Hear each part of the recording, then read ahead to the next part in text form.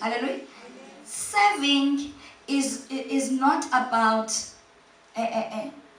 yes, ungangiphelezela because ngiyo ministerish. Yabo, sengikhuluma ngabafundisi when you are serving a pastor. Yabo.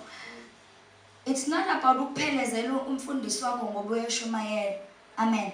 It's about doing the things the person uNkulunkulu akconnected yena. Amen. Ngoba sonke we are called to serve. I still serve. Amen. Hallelujah. It's about ukwenza lezinto necessary. Amen. To relieve her so that she can do what she must do. We bazalwane. Hallelujah. It's about ukwenza izinto ezizomrelieve ukuthi enze lokho akubizelwe. How niyazwa yini bazalwane? Kahle serving is not about us. Oh, Jesu msindisi. It's not about umfundisi. It's not about lo muntu obiziwe, but it's about God training you and positioning you under a certain grace. Hallelujah. So that by your serving you are able to tap into those things as kiwe ama generational curses agini ongawazi. But uNkulunkulu alethe i-breakthrough. How niyezwa yini bazalwane? Sometimes, I tell the daughters of this house and I say, as long as you are serving ngendlela ethando wena awukaqali ukuserve. Because you must serve ngendlela edingekayo, hayo ethandayo. Hallelujah. Excuse me. Hallelujah. I know this because serving worked for me. I served Babustoli no Mamustoli for over 10 years. Ngihleli nabo. Usiswendi knows. Hallelujah. Besibuya etendeni kuhanjwe kuyolalwa ngisale.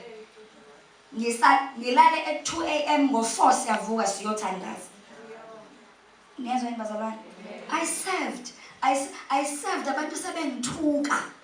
Bangithuka bakhuluma indaba ezinkulu ngami, but ngathi because inkosi mina ngiyalazi iqiniso. Futhi now uyalazi the truth shall prevail. Hallelujah. So uma ngabe abantu bekuvukela because you've positioned yourself esikhaleni sokuthi userve someone uNkulunkulu ambeke phambi kwakho. Amen bazalwane. Bese kuzoba isithithi kuze kube yini?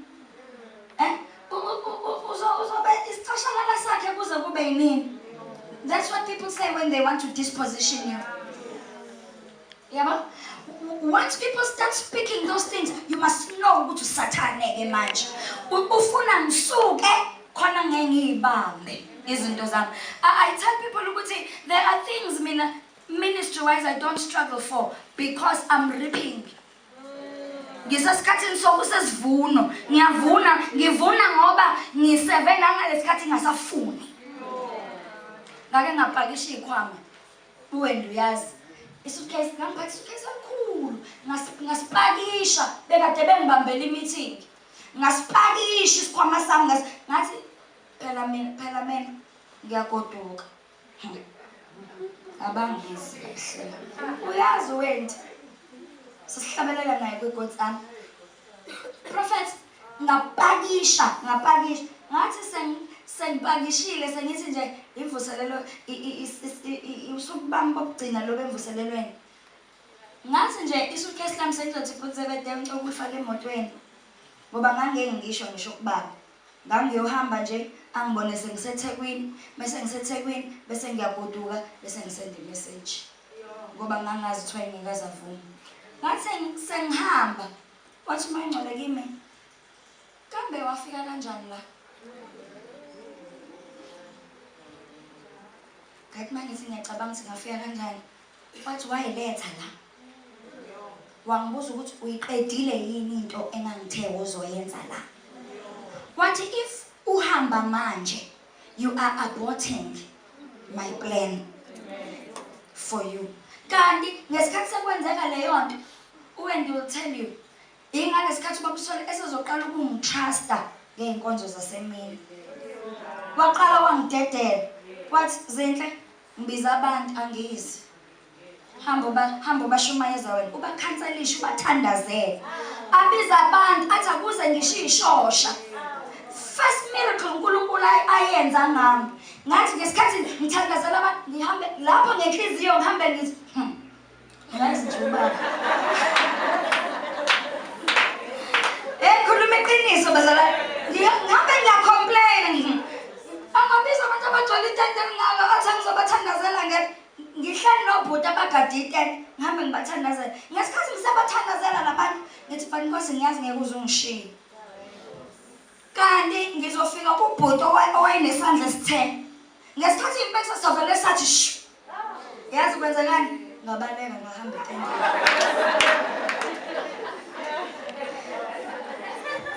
Ngabashiya. Ngawushiya ulayini. Angilindanga ngisho imoto. Ngalelo langa ukuthi ingiphinisele la sasihlala khona. Ngangena ngashona la sihlala khona zaya ngalala. Ubuthongo bude.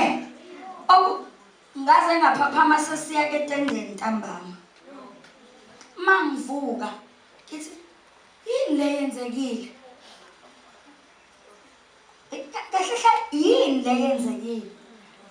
Bengiphupha nomphila ngempela lo yamuntu until lo bhuti afike ntambama nesandla sakhe sasilulekile. Kwayima ngikholwa ukuthi khona into uNkulunkulu angayenza ngami. More than lento engiyicabangayo. I started to receive from ubaba uNJ uma ngabe shumayela besifisa sihlabelele nowena athi bese thandazela abantu abizo line athi Zinhle qala ngala. Ngaleso sikhathi ngiyenza leyo nto kumina kwangaregister ukuthi kwenzekani.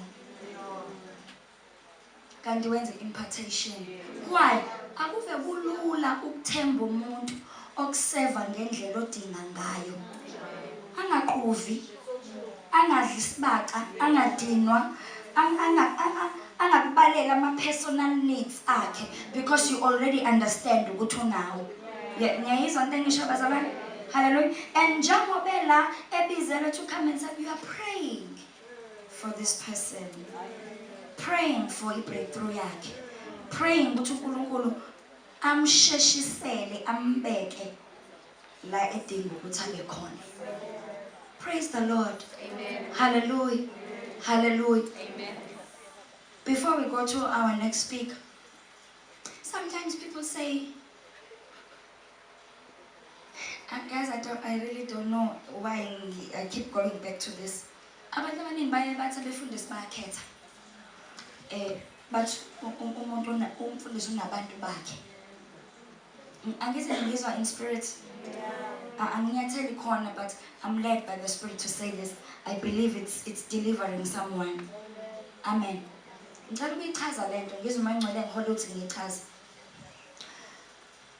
not ukhetha per se. It's about trust, the heart, and the comfort. Yalabantu abakusurroundile. Jesus had the 70, the 12, and the 3. Labantu babengafani. Hallelujah. And it causes certain criteria. Yomuntu ukuthi abe. Yabo? La. Hallelujah. Amen. So until you know when ukuthi are you confident material?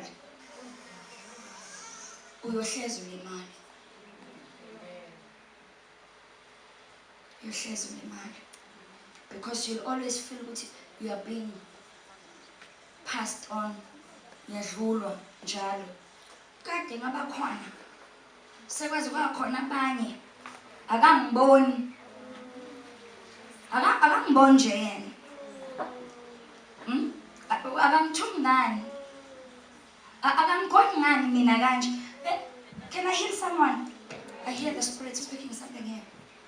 Do you know that sometimes God will lead us ukuthi Ntshangase ukuthi uma ngibona wena lo mzalwane ngimgona kakhulu uyitshela ukuthi ngimthanda kakhulu kanti ingoba udinga kakhulu ugonwa ngaphezulu kwakho when mhlambe awugonwa nje kakhulu ngalendlela obona abanye begonwa ngayo because you are trusted.